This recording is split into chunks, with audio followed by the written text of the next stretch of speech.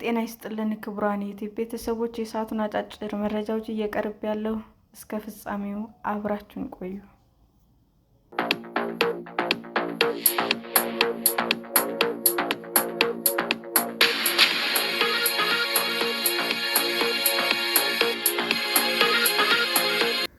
በኦሮሚያ ምዕራብ ሸዋ በኑኖ ወረዳ 12 ነዋሪዎችና 22 ታጣቂዎች መገደላቸውን የአካባቢው አስተዳደር ገለጸ።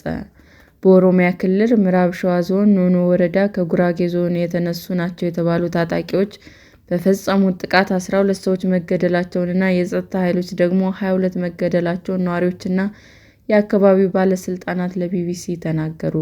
በኑኖ ወረዳ ሃሉ ዲንቅ መንደር ባለፈው ቅዳሜ ጥቅምት 8 2018 ዓ.ም ምሽት ላይ በተፈጸመ ጥቃት 22 ሰዎች መገደላቸውን ነዋሪዎች ሲናገሩ፣ የኑኖ ወረዳ አስተዳደር ግን የተገደሉት 12 ሰዎች መሆናቸውን ለቢቢሲ አፋን ኦሮሞ ገልጸዋል።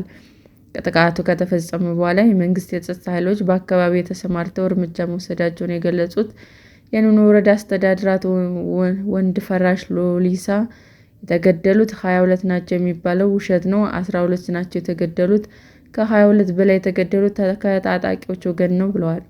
ጥቃቱ የተፈጸመበት መንደር ነዋሪዎች ጥቃት ከጉራጌ ዞን ተሻግረው የመጡ በፋኖ ታጣቂዎች ቅዳሜ ምሽት ላይ አሰቃቂ ጥቃት ፈጽመዋል ሲሉም ከሰዋል።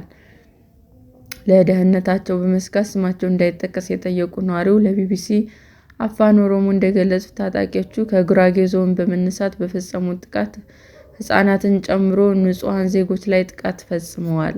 ከዚህ ቀደም ተደጋጋሚ ጥቃት ሲፈጸምበት በነበረው ኑኖ ወረዳ በተፈጸመ ጥቃት ቤታቸው ውስጥና ከቤት ውጭም የተገደሉ ሰዎች ቁጥር 22 ደርሷል በማለት ነዋሪው ገልጸዋል። ይህንን የሟቾች ቁጥርን የሚያስተባብሉት የኑኖ ወረዳ አስተዳዳሪ አቶ ወንድፈራሽ ታጣቂዎች ከጉራጌ ዞን መነሳታቸውን ጠቅሰው ጥቃት ፈጻሚዎች እንደሚባለው የፋኖ ታጣቂዎች ሳይሆኑ ተራ ሌቦች ናቸው ብለዋል። በአካባቢው ትልቅ የጸጥታ ችግር እየፈጠሩ ያሉት የኦሮሞ ነጻነት ሰራዊት ታጣቂዎች ናቸው የሚሉት አቶ ወንድፈራሽ ለፋኖ መንገድ የከፈቱት እነርሱ ናቸው። ፋኖ በሚል ስም የሚንቀሳቀሱት የመንግስት ስርዓት ለመጣል የሚሞክሩ ሳይሆኑ ተራ ሌቦች ናቸው። በየመጠጥ ቤቱ የሚውሉና ማታ ማታ ጠመንጃ አንስተው ጥቃት የሚፈጽሙ ናቸው ብለዋል። በተመሳሳይ መልኩ ቢቢሲ ያነጋገራቸው የአካባቢው ነዋሪዎች ጥቃት የፈጸሙትም ታጣቂዎቹ ከኑኖ ወረዳ ተፈናቅለው ወደ ጉራጌ ዞን ሄደው ከሰፈሩ ሰዎች መካከል ያሉ ታጣቂዎች ወደ ወረዳው ተመልሰው በመምጣት መሆኑንም ተናግረዋል። ከኑኖ ወረዳ ተፈናቅለው ወደ ጉራጌ ዞን የሄዱት ሰዎች የኦሮሞ ነጻነት ጦር የሚፈጽመውን ጥቃት እንዲሁም በአካባቢው አስተዳደር ከመሬት ይዞታ ጋር በተያያዘ በወጣ አዲስ አሰራር ምክንያት መሆኑን ነዋሪዎች አመልክተዋል። በአካባቢው ከዚህ ቀደም በሰው ሕይወትና በንብረት ላይ ከባድ ጉዳት ያደረሱ ጥቃቶች በነዋሪዎች ላይ የተፈጸሙ ሲሆን የባለፈው ሳምንት ጥቃት ስድስተኛው መሆኑንም አንድ ነዋሪ አስታውቀዋል። ጥቃቱ ፈጻሚዎች ወደ አካባቢው ሲደርሱ ሕፃናት፣ አዛውንትና ሴቶች እንኳን አያስተርፉም ያሉት ነዋሪው ያገኙትን ሰው በሙሉ በጅምላ ነው የሚገድሉት ብለዋል። በቅዳሜ ዕለት ጥቃት ከተገደሉ ሰዎች መካከል ሕፃናት፣ አረጋውያን እና ሴቶች እንደሚገኙበት ነዋሪው ጠቅሰው በጥቃቱ ተገድለዋል ብለው የሚሰጡት ቁጥር ግን ከወረዳው አስተዳደር የተለየ ነው። ሌላ ለቢቢሲ አፋን ኦሮሞ ያነጋገራቸው ነዋሪም ጥቃት የፈጸሙትን ታጣቂዎች ከጉራጌ ክልል የመጡ ናቸው በማለት ጥቃቱን የፈጸሙት የኦሮሞ ነጻነት ጦር የሚያደርሰውን ጥቃትና ሕገ ወጥ የመሬት ወረራ ሳቢያ ከሆነ ወረዳ የተፈናቀሉ ናቸው ሲሉም አክለዋል። የአካባቢው ሚሊሻዎች ነዋሪዎች ከጥቃት ለመከላከል ቢሞክሩም አቅማቸው ከታጣቂዎች ጋር ስላልተመጣጠነ ነዋሪዎቹ ማዳን እንዳልቻሉ ነዋሪው ተናግረዋል። የኑኖ ወረዳ አስተዳዳሪ አቶ ወንድፈራሽ ሎሊሳ እነዚህ ወገኖች የመንግስት የጸጥታ አካላት የኦሮሞ ነጻነት ሰራዊት ላይ ሲዘምት በሚያገኙት አጋጣሚ ጥቃት እንደሚፈጽሙም ይናገራሉ።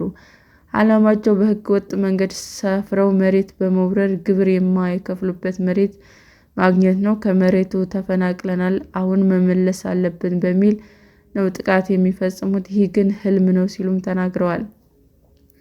ባለፉት ጥቂት ዓመታት ኑኖ ወረዳ በታጣቂዎች በተደጋጋሚ ጥቃት ከሚሰነዘርበት፣ ንጹሐን ከሚገደሉበት የኦሮሚያ አካባቢዎች መካከል አንዱ ሆኗል። ከዚህ ቀደም በኑኖ ወረዳ ሰርገኞች ኢላማ ባደረገ ጥቃት ከ20 በላይ ሰዎች መገደላቸው ተዘግቧል። የአካባቢው ኮማንዶ ፖስት ኃላፊ ጥቃቱን የፈጸሙት ጽንፈኞች የአማራ ታጣቂዎች ናቸው ያሉ ሲሆን፣ አንዱ ነዋሪ ደግሞ ጥቃቱ በማን እና በምን ምክንያት እንደተፈጸመ ግልጽ አይደለም ብለው ነበር።